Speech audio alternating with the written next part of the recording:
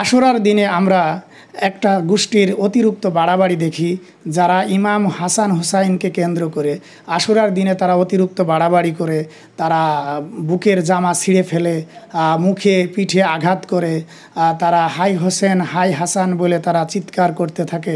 এটাকে ইসলামে আদৌ এর কোনো স্থান নাই। ইসলামে এটাকে নিষেধ করা হয়েছে যে কারোর ব্যথায় ব্যথিত হয়ে শোকে কাতর হয়ে জামার বুক ছিঁড়ে ফেলা, হাই হুতাশ করা, মুখে পিঠে আঘাত করা।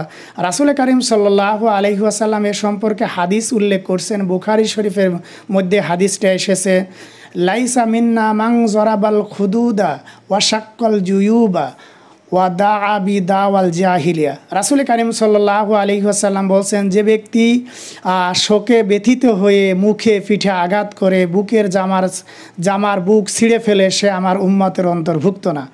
আমরা দেখি যে রাসূল আমাদের মুসলমানদের মধ্যেই একটা সম্প্রদায় রয়েছে যারা এই আশুরার দিন আসলে তারা মাতম করে, তারা মুখে পিঠে আঘাত করে, গায়ের রক্ত বের করে, তারা হাসান হুসাইনের অনুসারী বলে নিজেদেরকে পরিচয় বহন করে, কিন্তু আদেও তারা রাসূলের উম্মত কিনা সেটা সন্দেহ আছে। কারণ তারা রাসূলের যদি প্রকৃত উম্মত হতো তাহলে এই হাদিস অনুযায়ী আমল করত। রাসূল বলছেন যে যারা শোকে ব্যথিত হয়ে যারা মুখে পিঠে জামার বুক ছিঁড়ে ফেলে, আঘাত করে, হাই হুতাশ করে, মাতম করে, তারা আমার উম্মতের অন্তর্ভুক্ত না। প্রিয় মুসলমান ভাইয়েরা, আমরা সঠিক হাদিস অনুযায়ী আমল করি, আমাদের জীবন গড়ি। আল্লাহ রাব্বুল আলামিন আমাদের সবাইকে আমল করার তৌফিক দান করুন। আসসালামু আলাইকুম।